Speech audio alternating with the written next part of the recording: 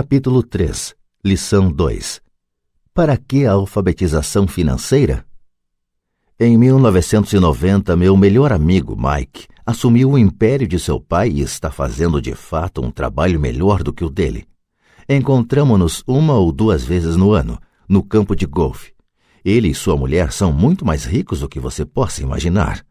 O império de pai rico está em grandes mãos e Mike está agora preparando seu filho para ocupar seu lugar, tal como seu pai nos preparou. Em 1994, aposentei-me aos 47 anos de idade e minha mulher, Kim, tinha 37 anos. A aposentadoria não significa deixar de trabalhar. Para minha mulher e para mim, quer dizer que se não houver mudanças cataclísmicas inesperadas, podemos trabalhar ou não, e nossa riqueza continuará aumentando automaticamente, ficando bem à frente da inflação. Acho que isso representa liberdade. Os ativos são suficientemente grandes para crescerem por si próprios. É como plantar uma árvore. Você a rega durante anos, então um dia ela não precisa mais disso. Suas raízes são suficientemente profundas. Então a árvore lhe proporciona sombra para seu prazer. Mike optou por dirigir o império e eu por aposentar-me. Sempre que faço palestras, as pessoas perguntam o que lhes aconselho ou o que elas deveriam fazer. Como começar? Há algum bom livro que eu possa recomendar? O que elas deveriam fazer para preparar seus filhos? Qual é o segredo do sucesso? Como é o segredo do sucesso? Como é que eu ganho milhões? Nessas ocasiões, sempre me lembro de um artigo que me deram certa vez. Diz mais ou menos o seguinte: os homens de negócios mais ricos. Em 1923, um grupo de nossos maiores líderes e homens de negócios mais ricos participou de um encontro no hotel Edgewater Beach, em Chicago. Entre eles estava Charles Schwab, presidente da maior siderúrgica independente, Samuel Insull, presidente da maior empresa de energia elétrica, Howard Hobson, presidente da maior empresa fornecedora de gás, Ivar Krieger, presidente da International Match Company, uma das maiores empresas da época, Leon Fraser, presidente do Banco Internacional de Compensações Financeiras, Richard Whitney, presidente da Bolsa de Valores de Nova York, Arthur Cotton e Jesse Livermore, 2 dos maiores especuladores de ações, e Albert Fall, um membro do gabinete do presidente Harding. 25 anos depois, 9 deles, os listados anteriormente, terminaram como se segue. Schwab morreu sem um centavo, depois de viver 5 anos de empréstimos. Insull morreu falido em um país estrangeiro. Krieger e Cotton também morreram falidos. Hobson ficou louco. Whitney e Albert Fall tinham acabado de sair da cadeia. Fraser e Livermore se suicidaram. Duvido que alguém possa dizer o que aconteceu realmente com aqueles homens. Se você olhar a data da reunião 1923, foi antes do crash da Bolsa de 1929 e da Grande Depressão, o que, desconfio, deve ter provocado grande impacto sobre esses homens e suas vidas. O interessante é isto. Hoje vivemos em tempos de mudanças maiores e mais aceleradas do que esses homens vivenciaram. Imagino que nos próximos 25 anos deverão registrar-se auges e quedas comparáveis aos enfrentados por eles.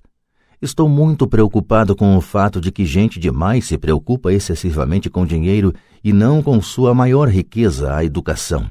Se as pessoas estiverem preparadas para ser flexíveis, se mantiverem suas mentes abertas e aprenderem, elas se tornarão cada vez mais ricas ao longo dessas mudanças.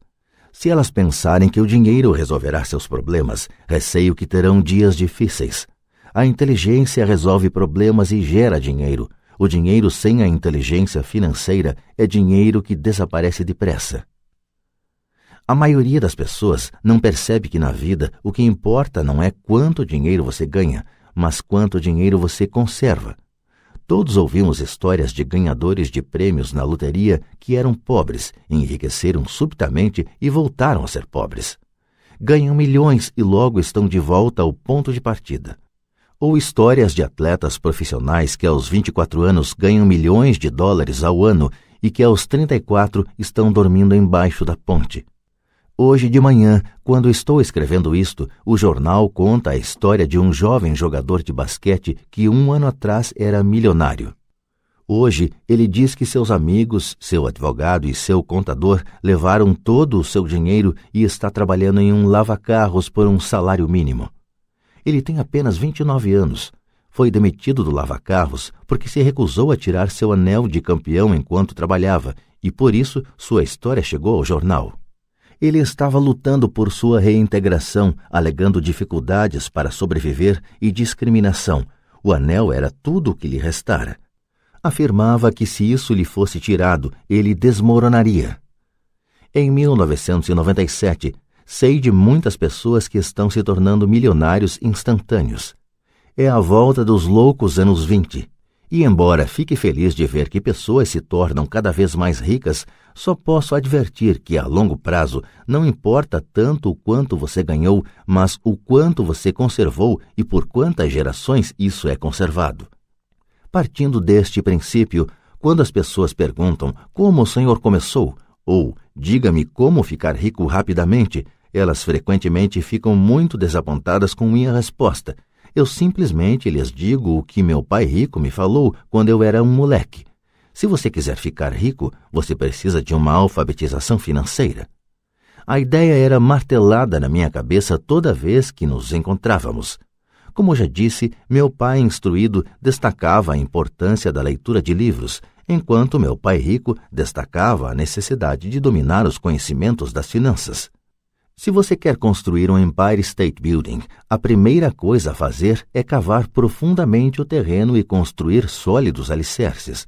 Se você vai construir uma casa no subúrbio, é bom recordar que, diferentemente do Brasil, nos Estados Unidos, os subúrbios são os locais de moradia das classes mais abastadas.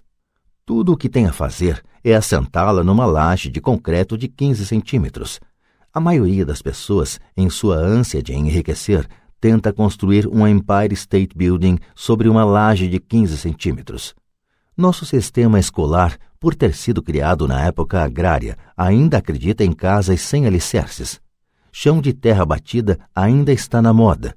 Assim a garotada sai da escola sem qualquer fundamento financeiro.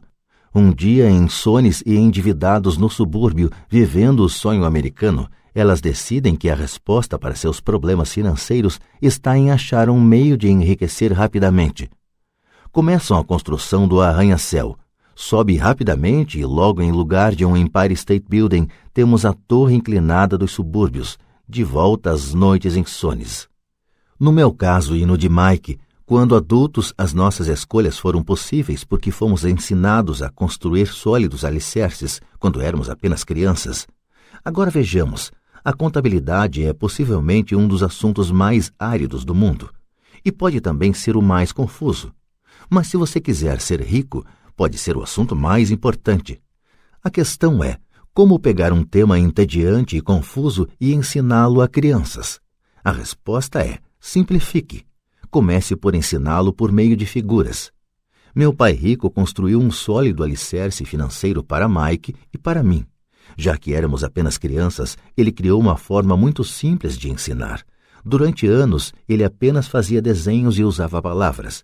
Mike e eu entendíamos os desenhos simples, o jargão, o movimento do dinheiro e então, anos mais tarde, pai rico começou a incluir números.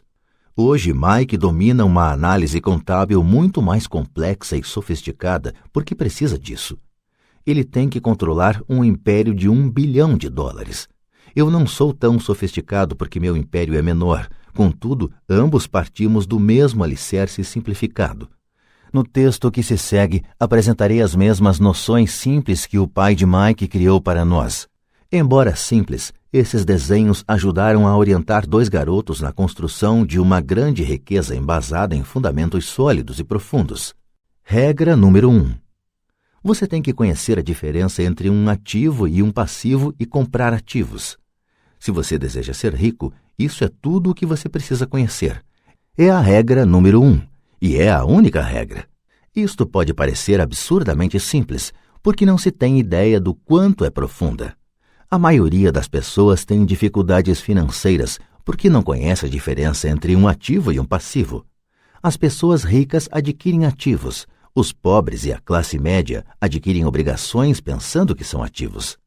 Quando o pai rico explicou isso para Mike e para mim, pensamos que ele estava brincando. Aí estávamos quase adolescentes, esperando pelo segredo do enriquecimento, e essa era a resposta. Era tão simples que precisamos parar um longo tempo para pensar a respeito. O que é um ativo? Perguntou Mike. Não se preocupe agora, disse Pai Rico. Deixe a ideia amadurecer. Se você puder entender a simplicidade, sua vida terá um rumo e será fácil do ponto de vista financeiro. É simples, por isso é que não se presta atenção. O Senhor quer dizer que tudo o que precisamos conhecer é o que é um ativo, comprá-lo e então ficaremos ricos? Perguntei. Pai Rico balançou a cabeça afirmativamente. É simples assim. Se é tão simples, por que é que todos não ficam ricos? Perguntei. Pai Rico sorriu.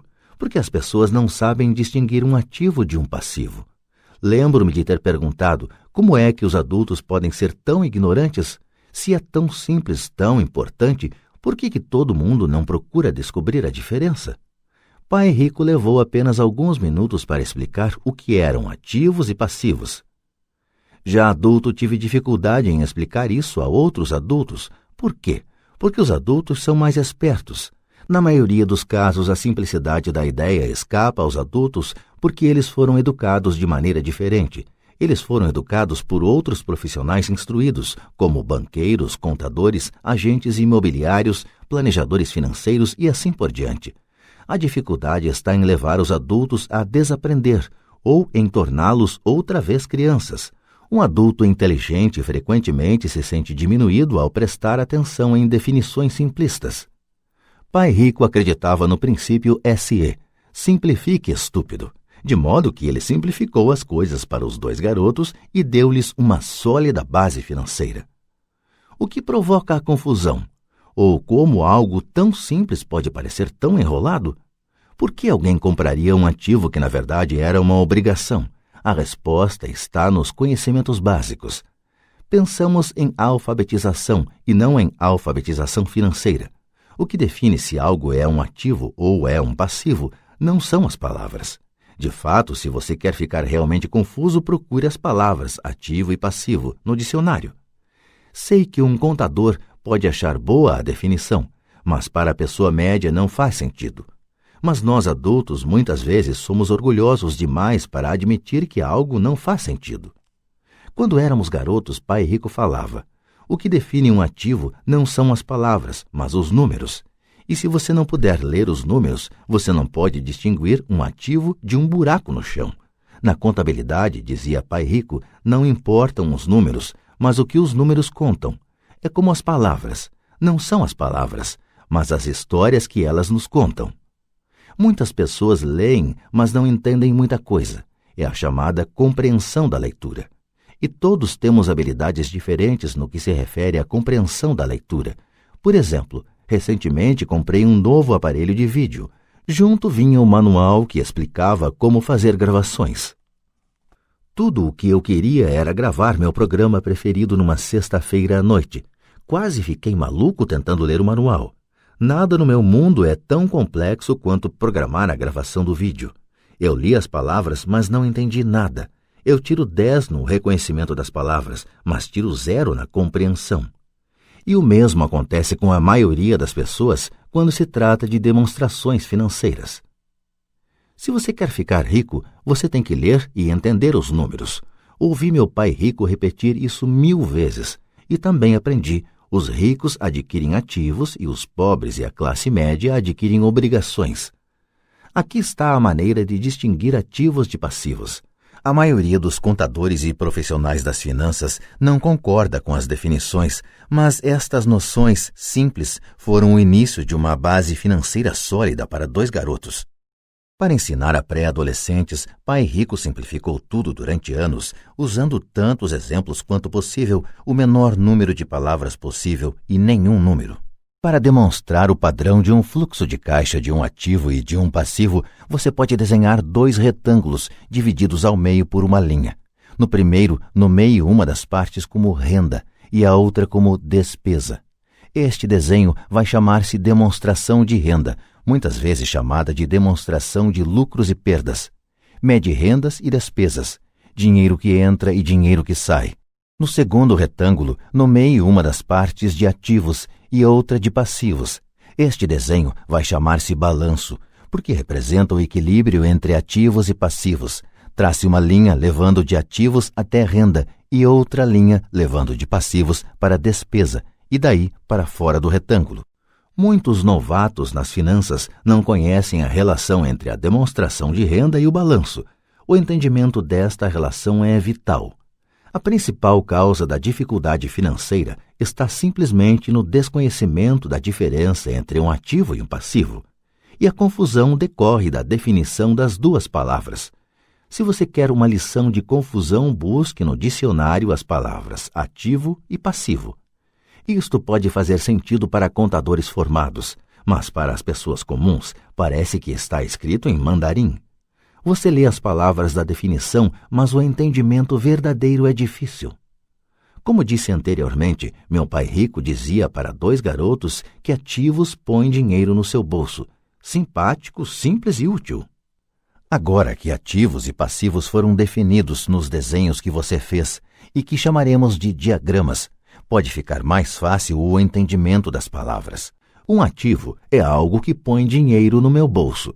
Um passivo é algo que tira dinheiro do meu bolso. Isso é o que você realmente precisa saber. Se quer ser rico, simplesmente passe sua vida comprando ativos. Se quer ser pobre ou pertencer à classe média, passe a vida comprando passivos. É o desconhecimento dessa diferença que provoca a maior parte das dificuldades financeiras na vida real. Analfabetismo, tanto de palavras quanto de números, é a base das dificuldades financeiras. Se as pessoas têm problemas com as finanças, existem dados que elas não podem ler, sejam palavras, sejam números. Alguma coisa não está sendo compreendida. Os ricos são ricos porque possuem nível de alfabetização superior ao das pessoas com dificuldades financeiras. Se você quer ficar rico e conservar sua fortuna, é importante ser alfabetizado do ponto de vista financeiro, tanto em palavras quanto em números. As linhas que você desenhou nos diagramas representam o movimento do dinheiro ou fluxo de caixa. Números dizem pouco, palavras também dizem pouco. É a história que conta. Nas demonstrações financeiras, a leitura dos números é a busca pelo enredo, pela história. A história de para onde o dinheiro está indo. Em 80% das famílias, a história financeira é um percurso de trabalho árduo na tentativa de progredir. Não porque não ganhem dinheiro, mas porque passam suas vidas comprando passivos no lugar de ativos. No exemplo de fluxo de caixa de uma pessoa pobre ou de um jovem que ainda mora com os pais, teríamos uma renda proveniente de um emprego e nas despesas teríamos impostos, alimentação, aluguel, vestimentas, diversão e transporte. Nada em ativos, nada em passivos. No exemplo de uma pessoa de classe média, teríamos igualmente uma renda gerada por emprego, mas nas despesas, além das citadas, estaria incluída uma hipoteca imobiliária. Também não teríamos nada em ativos, mas em passivos estariam hipoteca imobiliária, empréstimos, cartões de crédito. No fluxo de caixa de uma pessoa rica, as rendas seriam geradas por dividendos, juros, renda imobiliária, royalties. Nada nas despesas, nada em passivos. Em ativos teríamos ações, títulos, promissórias, imóveis, propriedade intelectual. Todos esses exemplos estão obviamente bastante simplificados. Todos têm despesas de subsistência, necessidade de alimentação, moradia e vestimentas. Os diagramas mostram o fluxo de caixa na vida de pessoas pobres da classe média e ricas. É esse fluxo de caixa que conta a história. É a história de como a pessoa lida com o dinheiro e o que faz depois que tem o dinheiro em mãos. Comecei apresentando a história dos homens mais ricos dos Estados Unidos porque quis ilustrar a falha no pensamento de tantas pessoas. A falha é considerar que o dinheiro resolverá todos os problemas.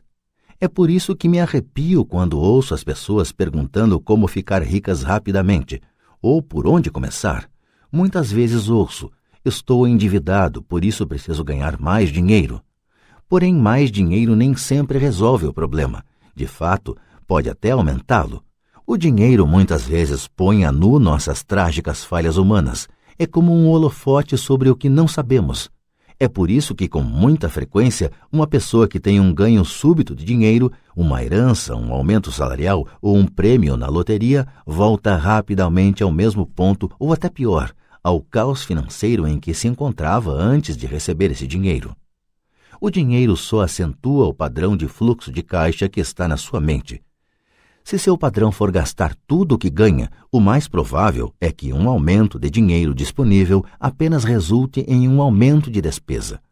Como se diz popularmente, um louco e seu dinheiro fazem uma grande festa. Repeti inúmeras vezes que vamos à escola para adquirir habilidades acadêmicas e profissionais, ambas muito importantes. Na década de 1970, quando eu frequentava o 2º grau, se alguém fosse bem-sucedido academicamente, quase imediatamente imaginava-se que esse estudante brilhante se tornaria um médico. Muitas vezes nem se perguntava se o jovem desejava ser médico.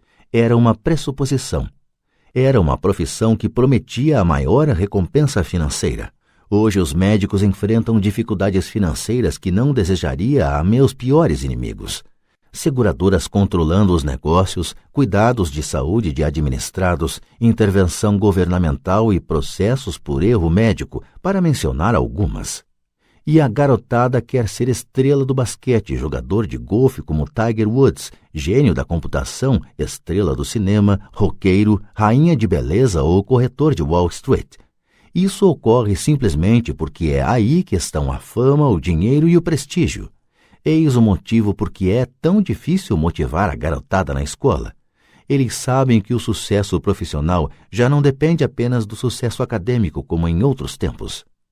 Como os estudantes deixam a escola sem habilidades financeiras, milhões de pessoas instruídas obtêm sucesso em suas profissões, mas depois se deparam com dificuldades financeiras. Trabalham muito, mas não progridem. O que falta em sua educação não é saber como ganhar dinheiro, mas como gastá-lo. O que fazer com ele depois de tê-lo ganho? É o que se chama aptidão financeira. O que você faz com o dinheiro depois que o ganhou? Como evitar que as pessoas lhe tirem o dinheiro? Quanto tempo você o conserva e o quanto esse dinheiro trabalha para você? A maioria das pessoas não descobre o motivo de suas dificuldades financeiras porque não entende os fluxos de caixa. Uma pessoa pode ser muito instruída, bem-sucedida profissionalmente e ser analfabeta do ponto de vista financeiro. Essas pessoas muitas vezes trabalham mais do que seria necessário porque aprenderam a trabalhar arduamente, mas não como fazer o dinheiro trabalhar para elas. A história de como a conquista de um sonho financeiro se transforma em um pesadelo financeiro. A visão cinematográfica de pessoas trabalhadoras tem um padrão definido. Recém-casados, jovens altamente instruídos, felizes, mudam-se para um de seus pequenos apartamentos alugados. Imediatamente percebem que estão poupando dinheiro, porque 2 podem viver com a mesma despesa de 1. O problema é que o apartamento é apertado. Decidem então poupar para comprar a casa de seus sonhos e ter filhos. Eles têm 2 rendas e se concentram em suas carreiras. Suas rendas começam a aumentar e a aumentar. E suas despesas também. A despesa número 1, para a maioria, são os impostos. Muitas pessoas pensam que se trata do imposto de renda, mas para grande parte dos americanos, o que pesa mais é a Seguridade Social. Para o empregado, parece que a contribuição para a Seguridade Social, combinada com a do Medicare, é de cerca de 7,5%, mas na verdade é de 15%. Porque o empregador deve dar uma contrapartida do mesmo montante. Essencialmente, esse é um dinheiro que o empregador não pode pagar a você. Além disso, você ainda paga imposto de renda sobre a quantia deduzida de seus salários para a Seguridade Social. Renda essa que você nunca recebeu porque foi transferida na fonte para a Seguridade Social. E seu passivo também aumenta. Isso é visto mais claramente se voltarmos ao caso do jovem casal. Em consequência do aumento de suas rendas, eles resolvem comprar a casa de seus sonhos. Uma vez adquirida, eles pagam um novo imposto, o chamado imposto de propriedade. Então, eles compram um carro novo, novos móveis e novos eletrodomésticos para montar um novo lar. E de repente acordam e a coluna do passivo está atulhada de dívidas hipotecárias e do cartão de crédito. Agora eles estão aprisionados na corrida dos ratos. Chega o primeiro filho. Eles trabalham ainda mais. Mais dinheiro e mais impostos. A chamada escalada da alíquota. Um cartão de crédito chega pelo correio. Eles o usam. Mais despesa. Uma financeira telefona e diz que seu maior ativo, sua casa, teve seu valor aumentado. A empresa oferece um empréstimo de consolidação, porque sua ficha é tão boa e lhes diz que o mais inteligente a fazer é zerar os altos juros ao consumidor, liquidando seu débito junto ao cartão de crédito. E, além de tudo, os juros pagos sobre a hipoteca imobiliária podem ser deduzidos do imposto de renda. Eles aceitam e zeram os débitos de seus cartões de crédito onerados pelos elevados juros ao consumidor. Eles suspiram aliviados. A dívida com o cartão de crédito está encerrada. Agora suas dívidas de consumo estão somadas à hipoteca imobiliária de sua casa própria. As prestações mensais são reduzidas porque ampliaram o financiamento para 30 anos. É atitude muito inteligente. O vizinho os convida para irem às compras. Afinal, está começando a liquidação do Memorial Day, uma chance de poupar algum dinheiro. Eles se dizem, não vamos comprar nada, só vamos olhar. Mas para a eventualidade de achar uma boa oferta, põe aquele novo cartão de crédito na carteira. Encontro este jovem casal a toda hora. Seus nomes mudam, mas seu dilema financeiro é o mesmo. Eles vêm a minhas palestras para ouvir o que eu tenho a dizer. Perguntam-me, o senhor pode nos dizer como ganhar mais dinheiro? Seus hábitos de compra os levam a buscar mais renda. Eles nem sabem que o problema está na forma que escolheram para gastar o dinheiro que têm. São provocados por seu analfabetismo financeiro e por não entenderem a diferença entre um ativo e um passivo. Raramente os problemas de dinheiro das pessoas são resolvidos com mais dinheiro.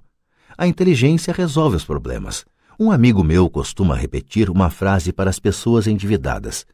Se você descobre que se enterrou num buraco, pare de cavar. Quando criança, meu pai dizia frequentemente que os japoneses conheciam 3 poderes: o poder da espada, o poder da joia e o poder do espelho. A espada simboliza o poder das armas. Os Estados Unidos têm gastado trilhões de dólares em armamento e, por isso, são a presença militar suprema do mundo. A joia representa o poder do dinheiro. Há uma certa verdade no dito, lembre-se da regra de ouro, quem tem o ouro faz as regras. O espelho significa o poder do autoconhecimento. Esse autoconhecimento, de acordo com a lenda japonesa, era o mais apreciado dos 3. Os pobres e a classe média muitas vezes permitem que o poder do dinheiro os controle. Ao simplesmente acordar e trabalhar mais arduamente, deixando de perguntar-se a si mesmos se o que fazem tem sentido, eles dão um tiro no próprio pé na hora em que saem de casa todos os dias. Por não entendê-lo plenamente, a vasta maioria das pessoas permite que o formidável poder do dinheiro exerça o controle sobre elas. Contudo, o poder do dinheiro é usado contra elas. Se usassem o poder do espelho, teriam se perguntado, isto tem sentido? Com muita frequência, em vez de confiar em sua sabedoria íntima, a maioria das pessoas acompanha a multidão. Fazem apenas o que todo mundo faz. Conformam-se em vez de questionar. Muitas vezes repetem sem pensar o que lhes foi dito. Ideias como diversifique, ou sua casa é um ativo, sua casa é o maior investimento, você terá uma redução nos impostos endividando-se mais, consiga um emprego seguro, não assuma riscos. Disse que para muitas pessoas o medo de falar em público é maior do que o medo da morte. De acordo com psiquiatras, o medo de falar em público é provocado pelo medo do ostracismo, o medo de aparecer, o medo das críticas, o medo do ridículo, o medo de se tornar um pária. O medo de ser diferente impede que muitas pessoas busquem novas formas de resolver seus problemas. É por isso que meu pai instruído dizia que os japoneses davam maior valor ao poder do espelho, porque somente quando nós, como seres humanos, nos olhamos no espelho, encontramos a verdade. E a principal razão pela qual as pessoas dizem procure segurança é o medo. Isso vale para tudo: esporte, relacionamento, carreira ou dinheiro. É esse mesmo medo, o medo do ostracismo, que leva as pessoas a se conformarem e a não questionarem opiniões aceitas ou tendências generalizadas. Sua casa é um ativo, faça um empréstimo consolidando suas dívidas e livre-se delas. Trabalhe com mais afinco, isto é uma promoção. Algum dia chego a vice-presidente, poupe, quando tiver um aumento vou comprar uma casa maior. Fundos mútuos são seguros, bonecas Tyco e Elmo estão em falta, mas ainda tenho uma reservada para um cliente que não apareceu. Muitos dos grandes problemas financeiros são causados pelo desejo de se acompanhar a maioria e não querer ficar atrás do vizinho. Ocasionalmente, todos nós precisamos nos olhar no espelho e seguir nossa sabedoria interior e não nossos medos. Quando Mike e eu estávamos com uns 16 anos, começamos a ter problemas na escola. Não éramos maus garotos, apenas começamos a nos distanciar da maioria. Trabalhávamos para o pai do Mike depois das aulas e nos fins de semana. Muitas vezes Mike e eu passávamos horas depois do trabalho sentados junto do seu pai enquanto este se reunia com diretores de banco, advogados, contadores, corretores, investidores, gerentes e empregados. Ele era um homem que deixara a escola aos 13 anos e agora dirigia e instruía, comandava e questionava pessoas com alto nível de escolaridade. Elas acorriam a seu chamado e se preocupavam quando ele não as aprovava. Esse era um homem que não tinha acompanhado a multidão, um homem que pensava por si próprio e detestava as palavras "temos que fazer assim, porque todos fazem assim". Ele também odiava ouvir "não é possível". Se você quisesse levá-lo a fazer alguma coisa, bastava dizer "acho que o senhor não consegue isso". Mike e eu aprendemos mais assistindo a essas reuniões do que em anos de escola, incluindo a faculdade. O pai de Mike não tinha uma instrução formal, mas tinha conhecimentos financeiros e, em consequência, era bem-sucedido. Ele costumava repetir para nós: uma pessoa inteligente contrata pessoas mais inteligentes do que ela mesma. Portanto, Mike e eu tínhamos o privilégio de passar horas ouvindo e, no processo, aprendendo com pessoas inteligentes. Mas por causa disso, Mike e eu não podíamos acomodar-nos ao dogma padrão que nossos professores pregavam. E isso criava problemas. Sempre que um professor falava, se vocês não tirarem boas notas, vocês não se sairão bem no mundo real, Mike e eu franzíamos as sobrancelhas. Quando nos diziam para seguir as normas e não nos desviarmos das regras, víamos por que esse processo de ensino desestimulava de fato a criatividade. Começamos a entender por que Pai Rico nos dizia que as escolas se destinavam a formar bons empregados em lugar de bons empregadores. De vez em quando, Mike e eu perguntávamos a nossos professores como se aplicava na prática o que estávamos estudando, ou por que não estudávamos o dinheiro e como ele funcionava. Esta última pergunta era muitas vezes respondida com a afirmação de que o dinheiro não era importante, que se nós tivéssemos uma educação excelente, o dinheiro viria atrás. Quanto mais sabíamos sobre o poder do dinheiro, mais nos distanciávamos de nossos mestres e colegas. Meu pai instruído nunca me pressionava em relação às notas. Muitas vezes me perguntei por quê. Ele, porém, começou a discutir sobre dinheiro. Com 16 anos, já tinha provavelmente uma base de conhecimentos sobre dinheiro melhor do que minha mãe e meu pai. Eu sabia escriturar livros contábeis, ouvia especialistas em tributação, advogados especializados em questões empresariais, gerentes de banco, corretores imobiliários e investidores. Meu pai falava com professores. Certo dia, meu pai falou que nossa casa era seu maior investimento. Uma discussão um tanto desagradável teve início quando eu lhe mostrei por que não achava que uma casa fosse um bom investimento. Havia uma diferença na percepção de meu pai rico e de meu pai pobre no que se referia a casas. Um pensava que sua casa era um ativo, o outro que era um passivo. Atualmente ainda ouço contestações à ideia de que uma casa não é um ativo. E sei que, para a maioria das pessoas, ela é não só o seu maior investimento, como também seu sonho. E sermos donos de nossa moradia é melhor do que nada. Eu ofereço simplesmente uma maneira alternativa de encarar esse dogma popular. Se minha mulher e eu fôssemos comprar uma casa maior, mais vistosa, nós a encararíamos não como um ativo, mas como um passivo, já que iria tirar dinheiro de nossos bolsos. Aqui vai o argumento que desenvolvo. Na verdade, não espero que a maioria das pessoas concorde com ele, uma vez que um lar agradável é um fator emocional. E no que se refere a dinheiro, grandes emoções tendem a reduzir a inteligência financeira. 1. Em relação a casas, destaco que, em geral, as pessoas passam a vida pagando por uma moradia que nunca será delas. Em outras palavras, compra-se uma casa nova a cada tantos anos, incorrendo cada vez em um novo empréstimo de 30 anos sobre a casa anterior. 2. Apesar de poderem deduzir os juros da hipoteca para fins de imposto de renda, as pessoas pagam todas as demais despesas com o dinheiro que sobra depois de pago o imposto, mesmo depois que liquidam a hipoteca. 3. Impostos sobre a propriedade. Os pais de minha mulher ficaram chocados quando os impostos sobre a propriedade relativos à sua residência aumentaram para $1.000 mensais. Isso ocorreu após sua aposentadoria, de modo que o aumento pressionou seu orçamento e eles se viram obrigados a mudar de casa. 4. O valor dos imóveis nem sempre aumenta. Em 1997, enquanto escrevo este livro, eu tenho amigos que devem $1 milhão por imóveis que só conseguiriam vender por $700 mil. 5. As maiores perdas são as das oportunidades que não foram aproveitadas. Se todo o seu dinheiro está comprometido com o imóvel onde mora, você pode ser obrigado a trabalhar mais porque todo o seu dinheiro continua saindo na coluna das despesas, o padrão clássico do fluxo de caixa da classe média, em lugar de aumentar a coluna dos ativos.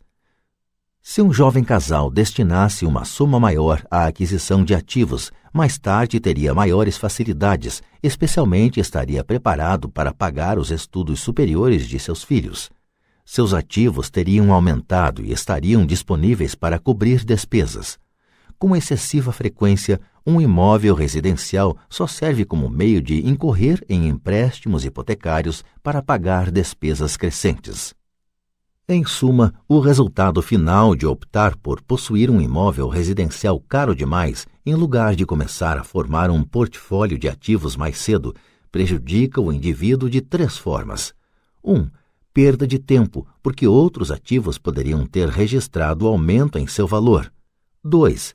Perda de capital adicional, que poderia ter sido investido em vez de se ter pagado as altas despesas de manutenção relacionadas diretamente ao imóvel residencial. 3. Perdas na instrução. Com muita frequência, os casais consideram seu imóvel residencial, as poupanças e o plano de aposentadoria como o total de sua coluna de ativos. Como não têm dinheiro para investir, eles simplesmente não investem. Isso lhes custa a experiência do investimento. Quase nunca conseguem tornar-se o que o mundo dos investimentos denomina um investidor sofisticado, e os melhores investimentos são em geral oferecidos aos investidores sofisticados, que por sua vez vendem-nos às pessoas que buscam a segurança.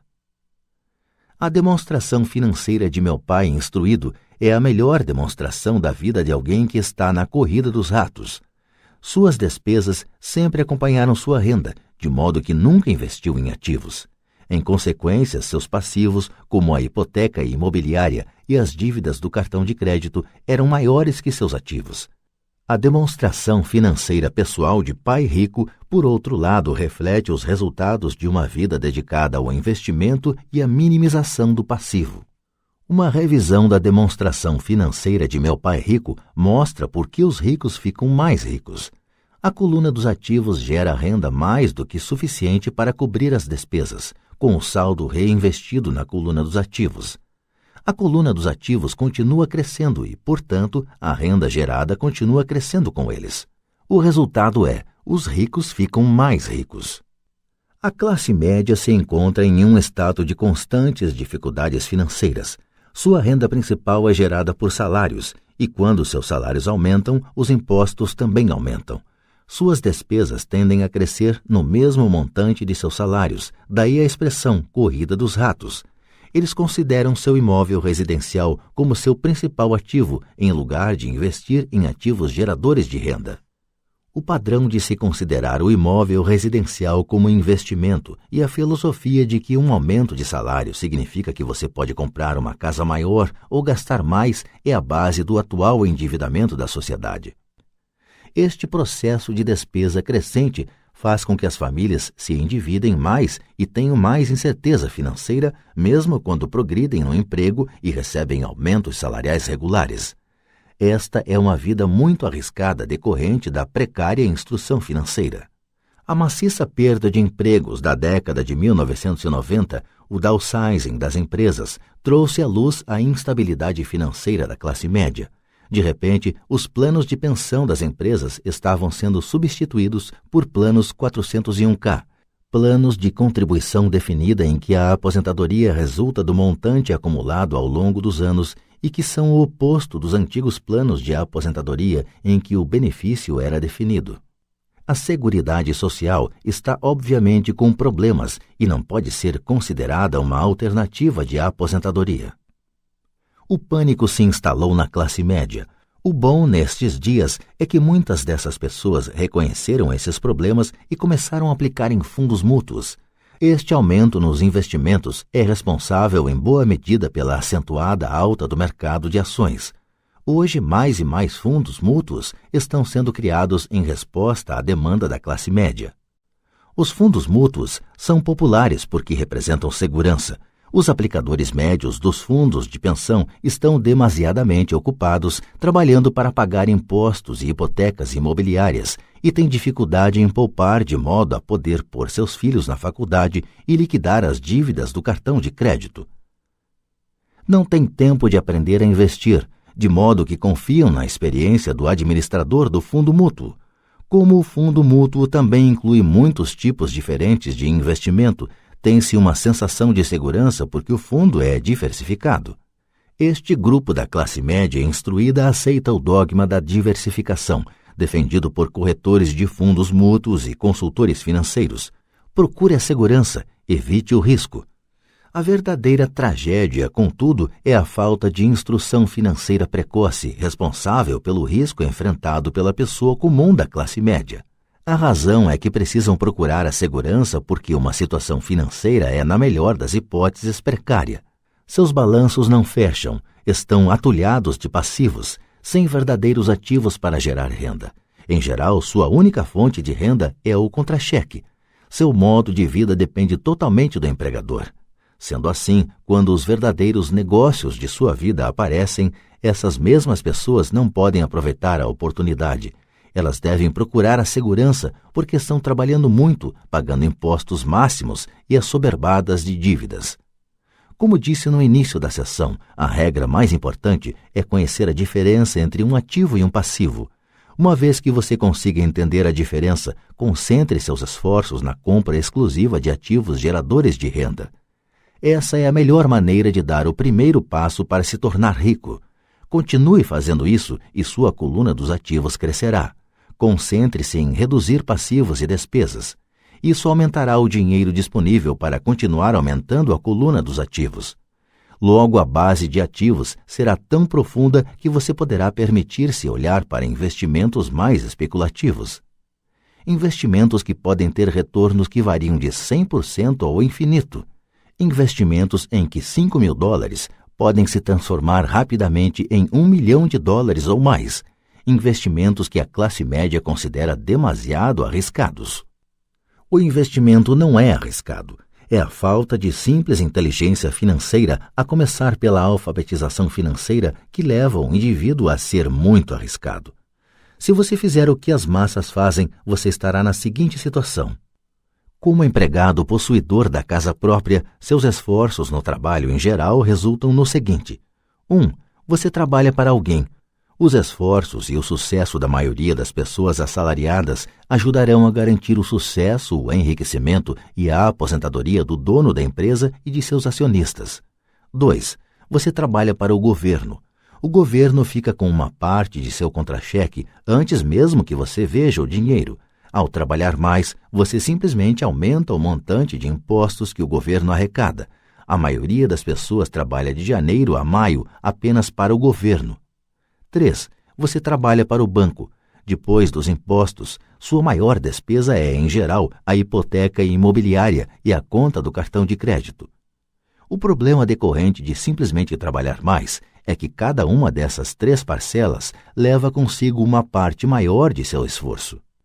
Você precisa aprender a fazer com que seus maiores esforços beneficiem diretamente você e sua família. Uma vez que você decidiu cuidar de seus próprios problemas, como determinar seus objetivos, é necessário, em geral, dedicar-se à sua profissão e usar os salários recebidos para financiar a aquisição de ativos. À medida que os ativos crescem, como medir a extensão de seu sucesso quando alguém percebe que está rico, que tem fortuna? Da mesma maneira que tenho minhas definições de ativos e passivos, também tenho minha própria definição para a riqueza. Na verdade, eu a tomei emprestada de alguém chamado Buckminster Fuller. Alguns o consideram um charlatão e outros um gênio vivo. Anos atrás, ele criou um auê entre os arquitetos ao solicitar a patente para algo chamado um domo geodésico.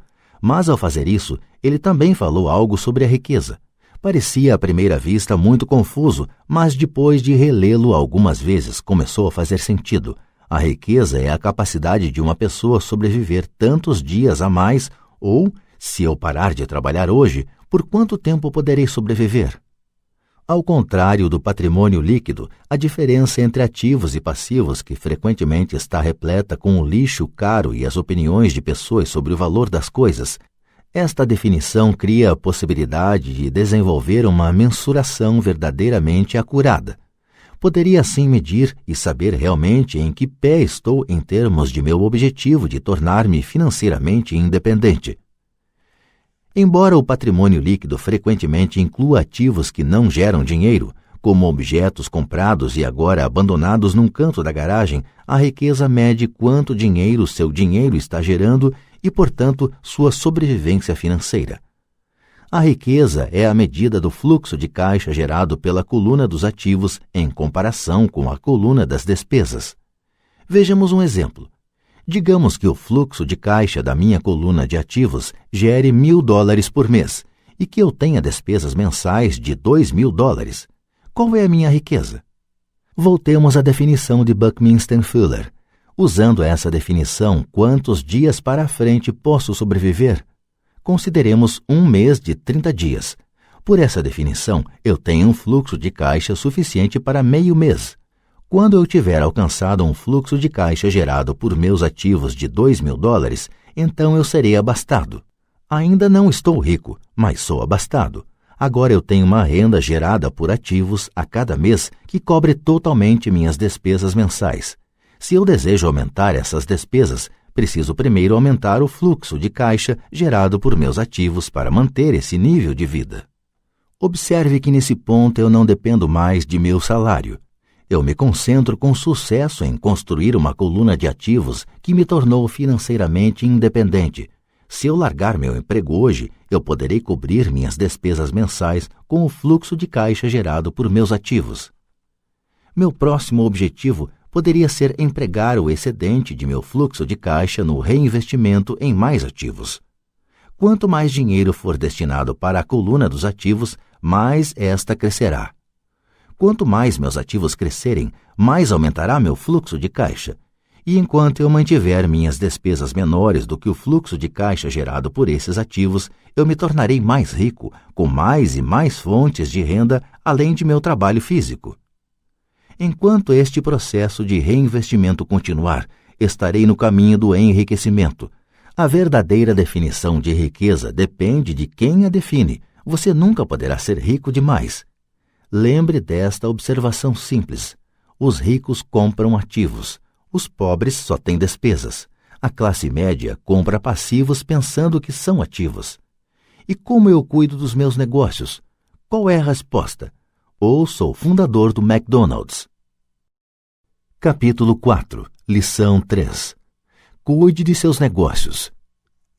Em 1974, Ray Kroc, fundador do McDonald's, foi convidado a fazer uma palestra para a turma de MBA da Universidade do Texas, em Austin. Um querido amigo meu, Kate Cunningham, era aluno dessa turma. Depois de uma exposição forte e inspiradora, os estudantes perguntaram a Ray se gostaria de juntar-se a eles num bar que frequentavam para tomar uma cerveja. Ray aceitou gentilmente. "Qual é o meu negócio?" perguntou Ray, quando todo mundo já estava com o seu copo de cerveja. Todos riram, conta Kate. A maioria da turma pensou que Ray estivesse brincando. Ninguém respondeu e Ray repetiu a pergunta. Em que negócio vocês pensam que eu atuo? Os estudantes soltaram uma gargalhada e, finalmente, uma alma corajosa gritou. Ray, não há ninguém no mundo que não saiba que você está no ramo de hambúrgueres. Ray deu uma risada. Achei que vocês fossem responder isso mesmo. Fez uma pausa, disse rapidamente. Senhoras e senhores, eu não atuo no ramo de hambúrgueres. Meu negócio são imóveis. Kate conta que Ray passou um bom tempo explicando seu ponto de vista. Em seu plano de negócios, Ray sabia que o principal foco era a venda de franquias de hambúrguer, mas nunca perdeu de vista a localização de cada franquia.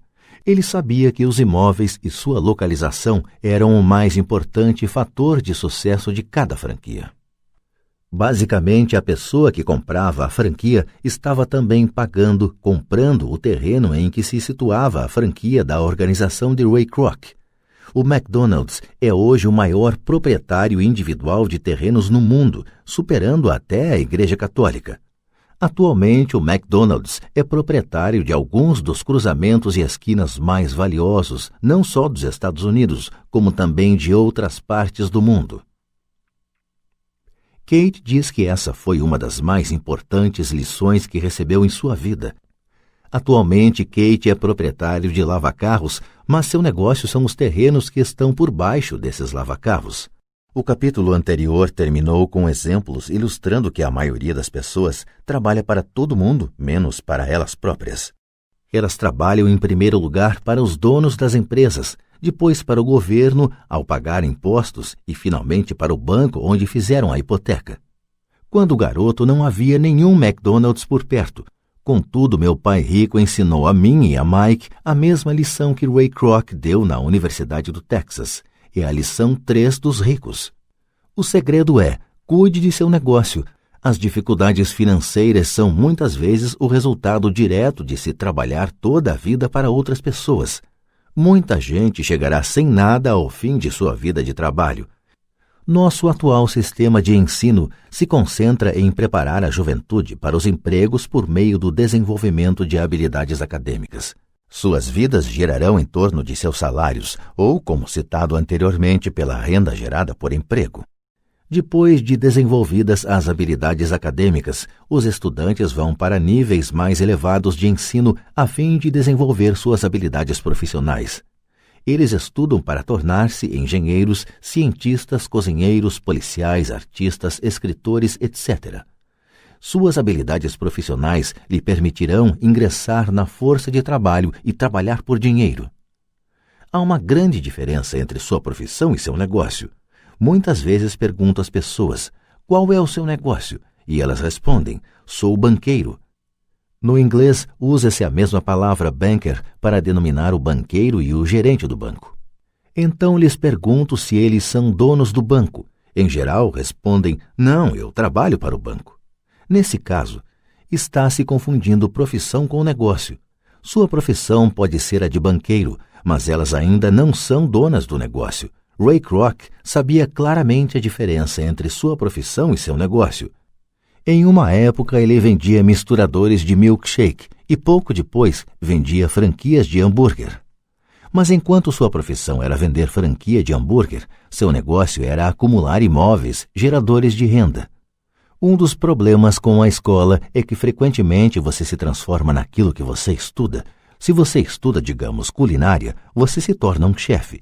Se você estuda direito, você se torna um advogado. E se você estuda mecânica de automóveis, você se torna um mecânico. O erro de tornar-se aquilo para o que você estuda é que muitas pessoas se esquecem de cuidar de seu negócio. Elas passam a vida cuidando dos negócios de outras pessoas e enriquecendo essa pessoa. Para ter segurança financeira, a pessoa precisa cuidar de seu negócio.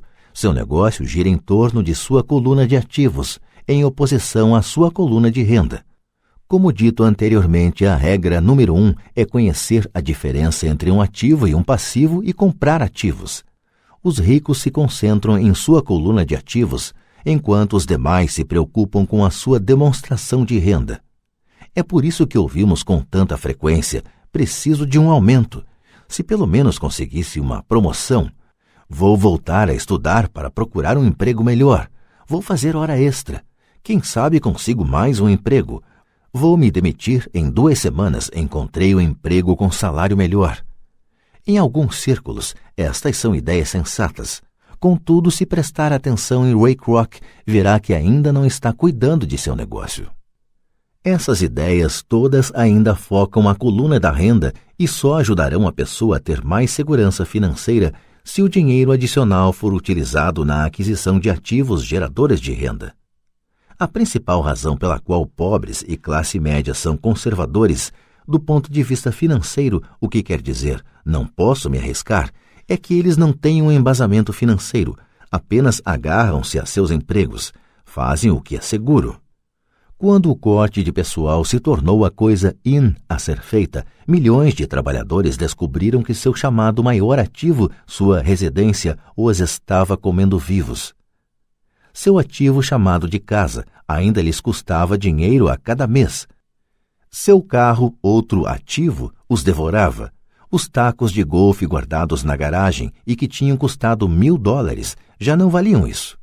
Sem segurança no emprego, não tinham nada a que recorrer.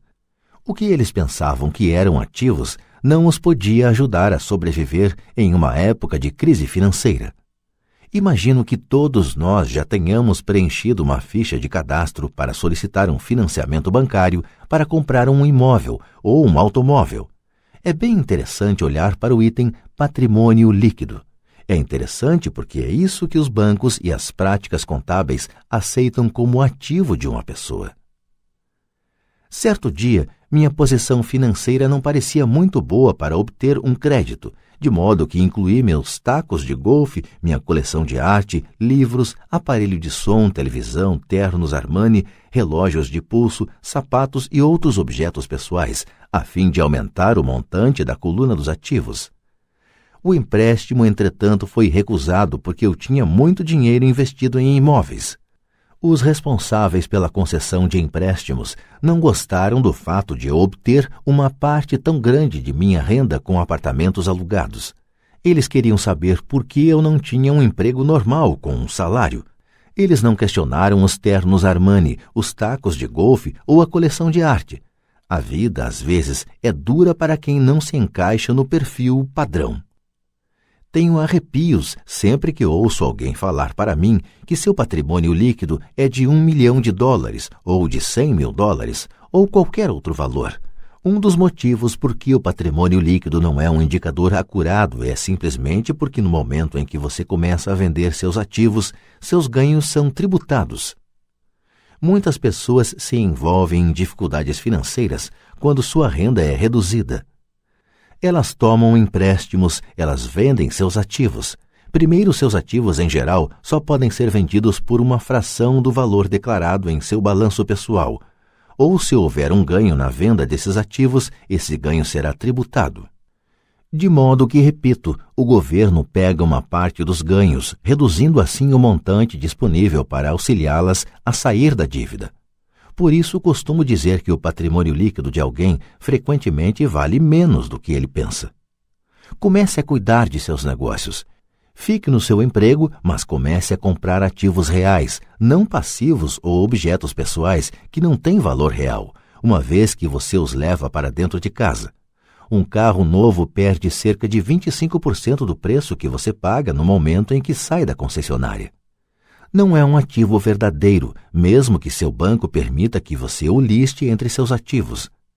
Meu novo taco de titânio, que custou $400, passou a valer $150 no momento em que pisei no campo de golfe. Para adultos, a lição é manter reduzidas as despesas, reduzir os passivos e formar diligentemente uma sólida base de ativos. Para os jovens que ainda não saíram de casa, é importante que seus pais lhes ensinem a diferença entre ativos e passivos.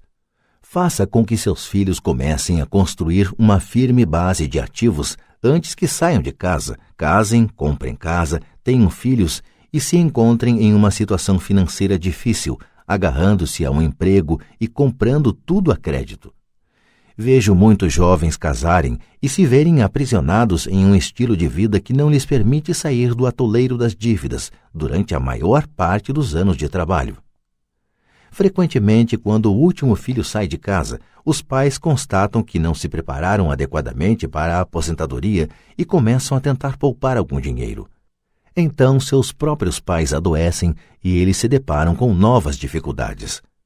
Qual o tipo de ativo que sugiro a você ou a seus filhos adquirirem? No meu mundo, ativos reais se agrupam em várias categorias diferentes. 1. Negócios que não exigem minha presença. Sou o dono deles, mas eles são administrados por outras pessoas. 2. Ações. 3. Títulos. 4. Fundos mútuos. 5. Imóveis que geram renda. 6. Promissórias. 7. Royalties de propriedade intelectual como música, escritos, patentes. 8. Tudo o que tenha valor, gere renda ou se valorize e tenha um mercado líquido. Quando garoto, meu pai instruído me incentivava a procurar um emprego seguro. Meu pai rico, por outro lado, me incentivava a começar a adquirir ativos que me agradassem. Se você não gostar deles, você não cuidará deles. Comecei a adquirir imóveis simplesmente porque adoro prédios e terrenos. Gosto de comprá-los. Poderia buscá-los o dia todo. Quando surgem problemas, não são tão graves que mudem meu apreço pelos imóveis. Pessoas que detestam imóveis não deveriam comprá-los. Adoro ações de pequenas empresas, especialmente aquelas que estão iniciando suas atividades. A razão é que eu sou um empreendedor, não um homem da grande empresa. Quando jovem, trabalhei em grandes organizações como a Standard Oil da Califórnia, a Marinha dos Estados Unidos e a Xerox Corp. Apreciei o tempo que lá passei e tenho boas lembranças, mas eu sabia lá no fundo que não era um homem de organização. Gosto de iniciar empresas, não de dirigi-las. Então compro, em geral, ações de pequenas empresas e, às vezes, até inicio a empresa e depois a levo ao mercado. Podem-se fazer fortunas com a emissão de novas ações e eu gosto desse jogo. Muitas pessoas têm medo de pequenas empresas e as consideram arriscadas, e de fato o são. Mas o risco sempre é diminuído se você gostar daquilo em que está investindo, entendê-lo e conhecer o jogo. Com pequenas empresas, minha estratégia é de investimento, é desfazer-me das ações no prazo de 1 ano. Por outro lado, minha estratégia para os imóveis é começar com pouco, depois trocá-los por imóveis maiores e, portanto, adiar o pagamento dos impostos sobre os ganhos. Isto permite que seu valor aumente acentuadamente. Costumo ficar com os imóveis menos do que 7 anos. Durante anos, mesmo quando estava na Marinha ou na Xerox, fiz o que aconselhava meu pai rico. Fiquei no meu emprego, mas ainda assim cuidava dos meus negócios. Estava atento à minha coluna de ativos, negociava com imóveis e ações. Pai rico sempre destacava a importância da alfabetização financeira. Quanto melhor eu entendesse a contabilidade e a gestão do dinheiro, melhor eu poderia analisar investimentos e, por fim, construir minha própria empresa. Eu não incentivaria ninguém a iniciar uma nova empresa a menos que realmente o desejasse. Conhecendo o que conheço quanto à direção de uma empresa, não recomendaria a tarefa a ninguém. Em certos casos, quando a pessoa não consegue um emprego, iniciar uma empresa pode ser uma solução. As chances, entretanto, são adversas. 9 entre 10 empresas quebram em 5 anos. Das que sobrevivem aos primeiros 5 anos, 9 entre cada 10 também quebram. Se você realmente tem o desejo de ter sua própria empresa, vá em frente. Se não for esse o caso, fique no seu emprego e cuide de seus negócios. Quando digo cuide de seus negócios, refiro-me à formação e à manutenção de uma sólida coluna de ativos. Se $1 entrar nela, nunca o deixe sair de lá.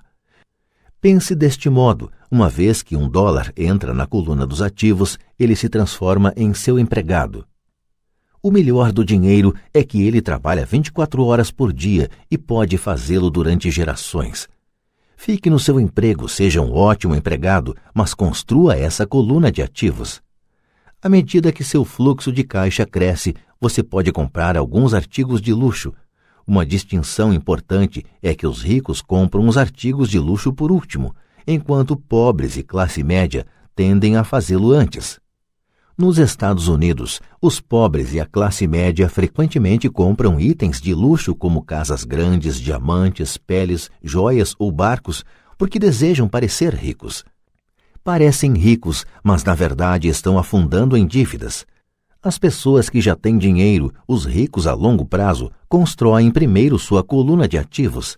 Então, com a renda gerada por sua coluna de ativos, compram os artigos de luxo.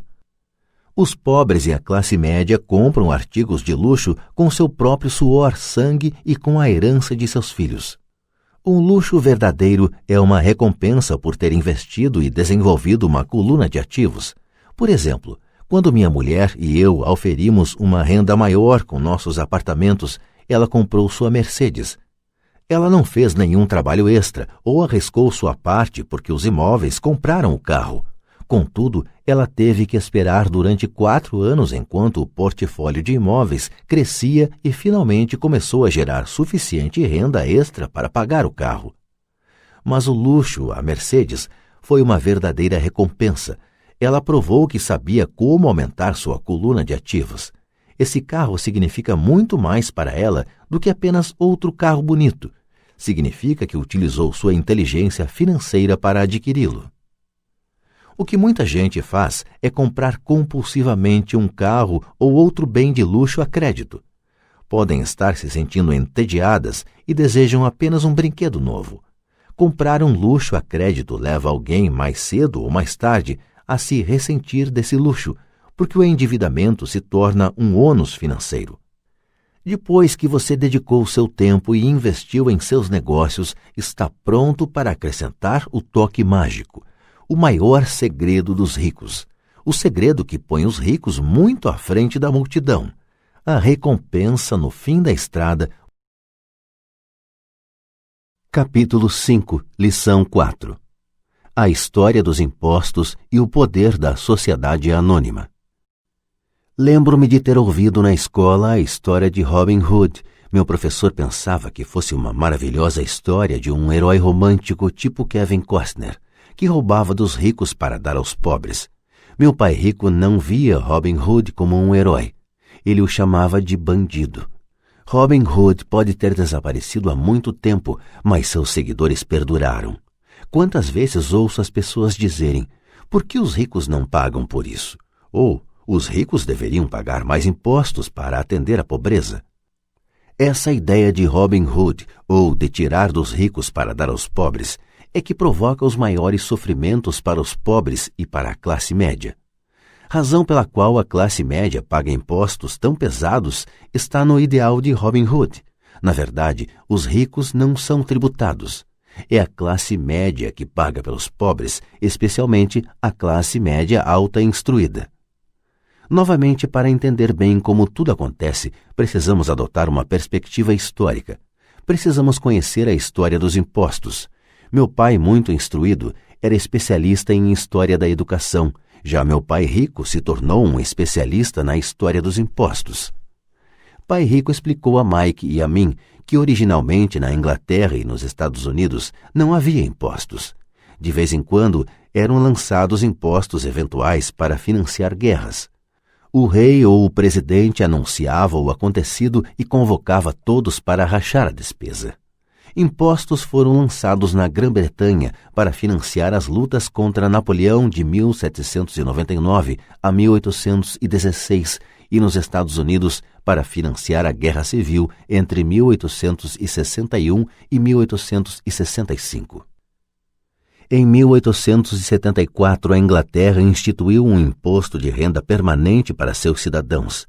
Em 1913, o imposto de renda se tornou permanente nos Estados Unidos, com a adoção da 16ª emenda à Constituição. Durante certo tempo, os americanos eram contrários aos impostos. Foi o excessivo imposto sobre o chá que levou ao famoso Tea Party no porto de Boston, um incidente que ajudou a desencadear a Guerra Revolucionária. Foram necessários cerca de 50 anos, tanto na Inglaterra quanto nos Estados Unidos, para se consolidar a ideia de um imposto de renda rotineiro. O que esses dados históricos não revelam é que, em ambos os casos, os impostos foram inicialmente lançados sobre os ricos. Era isso o que o pai rico queria que Mike e eu entendêssemos. Ele explicou que a ideia de impostos se tornou popular e foi aceita pela maioria, divulgando-se aos pobres e à classe média que os impostos estavam sendo criados para punir os ricos. Foi assim que as massas votaram a favor da lei e ela se tornou constitucionalmente legal. Embora fosse imaginada para punir os ricos, na realidade acabou punindo aquelas pessoas que votaram a seu favor, isto é, os pobres e a classe média. Quando o governo sentiu o gosto do dinheiro, seu apetite aumentou, disse Pai Rico. Seu pai e eu somos exatamente os opostos. Ele é um burocrata do governo, eu sou um capitalista. Quanto mais ele gasta e quanto mais gente ele contrata, maior será sua organização. No governo, quanto maior sua organização, mais ele será respeitado. Por outro lado, dentro de minha organização, quanto menos gente eu contratar, quanto menos eu gastar, mais respeito obterei de meus investidores. É por isso que não gosto de gente do governo. Eles têm objetivos diferentes daqueles da maioria dos homens de negócios. À medida que o governo cresce, mais e mais dólares saídos dos impostos serão necessários para sustentá-lo. Meu pai instruído acreditava sinceramente que o governo deveria ajudar as pessoas. Gostava de John F. Kennedy e especialmente da ideia do Corpo da Paz. Gostava tanto dessa ideia que ele e mamãe trabalharam para o Corpo da Paz, treinando voluntários para a Malásia, Tailândia e Filipinas. Ele sempre lutava por doações adicionais e aumentos no orçamento de modo que pudesse contratar mais gente, tanto no seu cargo no Departamento de Educação quanto no Corpo da Paz. Essa era sua função. Desde meus 10 anos de idade, ouvia meu pai rico dizer que os funcionários do governo eram um bando de ladrões preguiçosos e meu pai pobre falava que os ricos eram bandidos gananciosos, que deveriam ser obrigados a pagar mais impostos. Ambos os lados tinham argumentos válidos. Era difícil trabalhar para um dos maiores capitalistas da cidade e chegar à casa onde o pai era um destacado líder do governo. Não era fácil saber em quem acreditar. Contudo, quando você estuda a história dos impostos, aparece uma perspectiva interessante. Como já disse, a aprovação dos impostos só foi possível porque as massas acreditavam na teoria Robin Hood da economia, que era tirar dos ricos para distribuir aos demais. O problema é que o apetite do governo por dinheiro era tão grande que logo os impostos precisaram ser lançados sobre a classe média e daí ir descendo. Os ricos, por outro lado, viram nisso uma oportunidade. Eles não jogam pelas mesmas regras. Como já disse, os ricos já sabiam sobre as sociedades anônimas que se tornaram populares na época das navegações. Os ricos criaram a sociedade anônima como veículo para limitar o risco dos ativos a cada viagem. Os ricos colocavam seu dinheiro em uma sociedade anônima para financiar a viagem. A sociedade anônima então contratava uma tripulação para ir ao novo mundo em busca de tesouros. Se a embarcação se perdesse, a tripulação perdia a vida, mas a perda para os ricos se limitava apenas ao dinheiro investido em cada viagem. É o reconhecimento do poder da estrutura legal da sociedade anônima que dá aos ricos uma grande vantagem sobre os pobres e a classe média. Tendo 2 pais a me ensinar, um socialista e outro capitalista, rapidamente percebi que a filosofia dos capitalistas tinha mais sentido financeiro para mim. Tinha a impressão de que os socialistas, em última análise, puniam a si próprios em decorrência de sua falta de instrução financeira. Não importa o que inventasse a turma do tire dos ricos, os ricos sempre encontravam uma forma de passá-la para trás. E desta forma, os impostos acabaram onerando a classe média. Os ricos passaram para trás os intelectuais somente porque aqueles entendiam o poder do dinheiro, um tema não abordado pela escola. Como os ricos passaram para trás os intelectuais? Quando o imposto, tire dos ricos, foi implementado, o dinheiro começou a fluir para os cofres do governo. Inicialmente, as pessoas ficaram felizes. O dinheiro foi repassado para os funcionários do governo e para os ricos. Foi para os funcionários na forma de empregos e aposentadorias. Foi para os ricos quando as empresas receberam contratos do governo. O governo se tornou uma grande fonte de dinheiro, mas o problema era a administração fiscal desses recursos. Na verdade, não havia recirculação. Em outras palavras, a política do governo, se você fosse um burocrata estatal, era evitar ter excesso de dinheiro.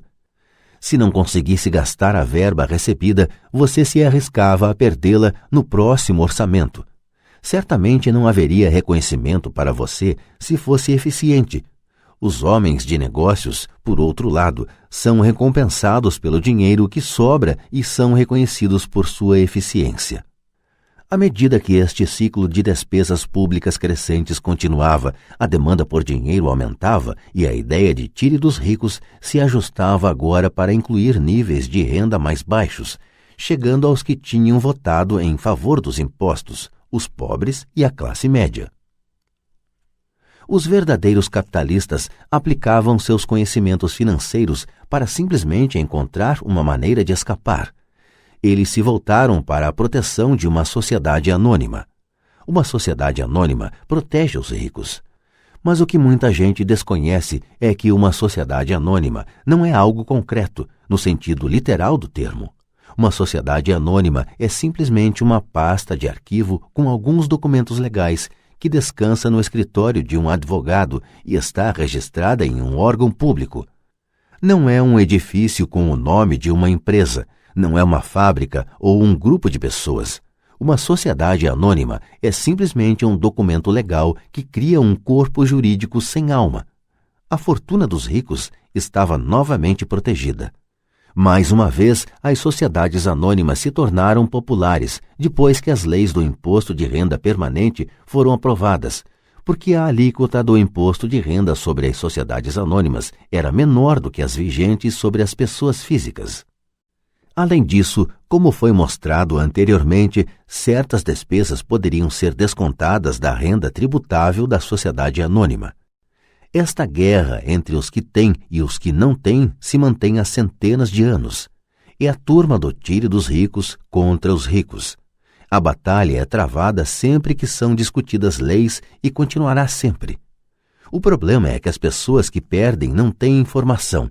Se elas entendessem a maneira como os ricos jogam, também poderiam jogar.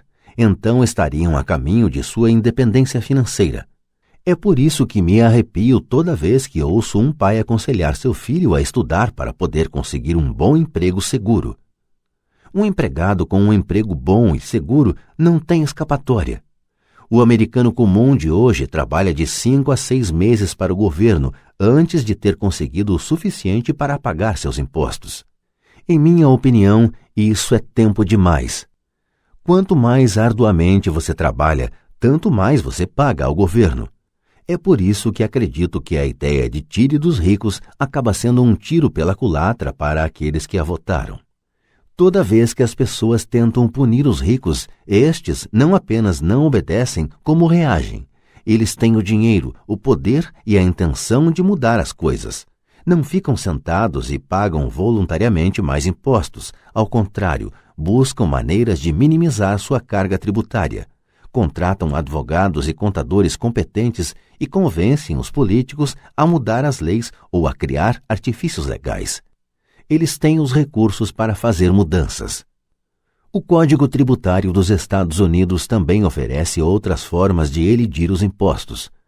Muitos desses instrumentos estão à disposição de qualquer um, mas são em geral os ricos que tiram proveito deles porque cuidam de seus negócios.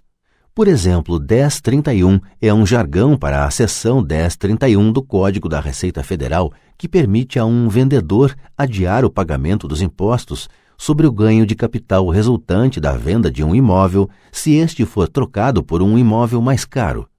Se você continuar aumentando seu patrimônio mediante a troca de imóveis, seus ganhos não serão tributados enquanto você não liquidar a transação. As pessoas que não se beneficiam desta poupança de impostos permitida legalmente estão perdendo uma grande oportunidade de aumentar sua coluna de ativos. Os pobres e a classe média não têm os mesmos recursos. Eles ficam sentados e deixam que o governo espete em seus braços as agulhas para a doação de sangue. Atualmente fico chocado com o número de pessoas que pagam mais impostos ou aplicam menos deduções simplesmente porque têm medo do governo. E sei como um agente tributário do governo pode ser apavorante e intimidante.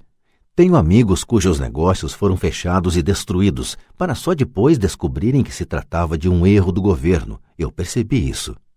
Mas o preço de trabalhar de janeiro a meados de maio é um preço muito alto para essa intimidação. Meu pai pobre nunca se rebelou, nem meu pai rico. Este foi apenas mais esperto e usou as sociedades anônimas, o maior segredo dos ricos. Você lembrará a primeira lição que aprendi com o meu pai rico.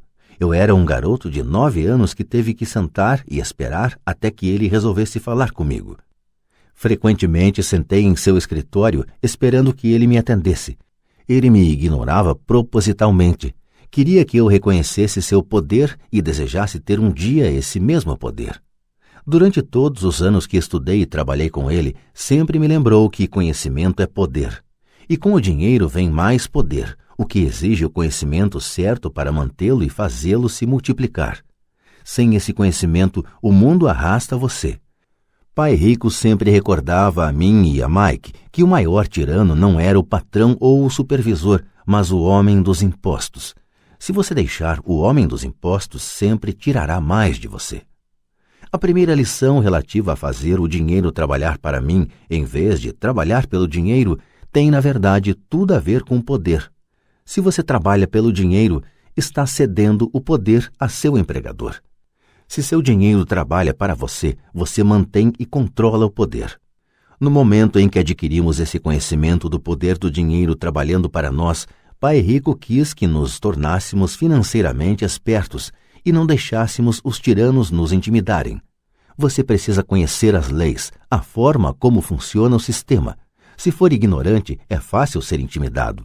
Se você sabe do que está falando, tem uma chance de vencer. É por isso que ele pagava tanto a advogados e contadores especialistas em tributação. Era menos dispendioso pagar-lhes do que pagar ao governo. A melhor lição que me deu e que apliquei a maior parte de minha vida é: seja esperto e você não será oprimido. Ele conhecia a lei porque era um cidadão respeitador das leis.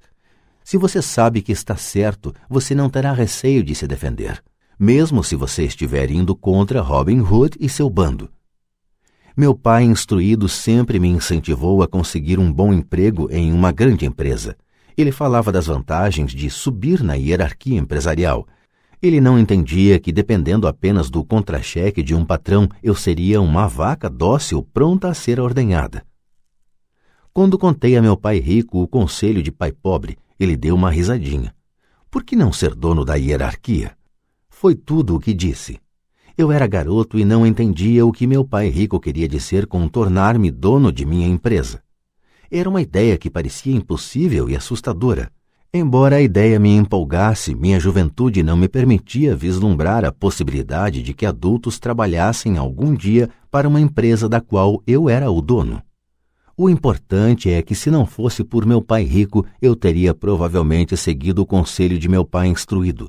Foi apenas a lembrança ocasional de meu pai rico que manteve viva a ideia de eu vir a ter minha própria empresa e me fez seguir um caminho diferente.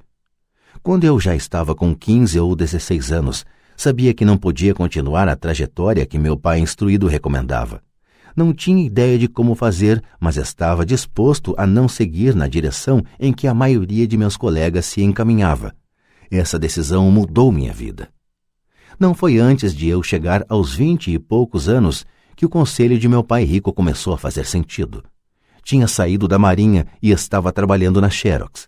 Ganhava muito bem, mas cada vez que olhava para o contra-cheque me sentia desapontado. As deduções eram tão grandes e quanto mais eu trabalhava, maiores elas eram. Na medida em que eu era bem-sucedido, meus chefes falavam de promoções e aumentos. Era lisonjeador, mas podia ouvir pai rico sussurrando em meu ouvido: para quem você está trabalhando? Quem você está enriquecendo? Em 1974, ainda estava na Xerox, criei minha primeira sociedade anônima e comecei a cuidar de meu negócio. Já havia alguns ativos em minha coluna de ativos, mas agora estava determinado a focar um mercado maior. Esses contra-cheques cheios de deduções justificavam todos os conselhos que Pai Rico me dera ao longo dos anos. Via o futuro que me aguardava se seguisse o conselho de meu pai instruído.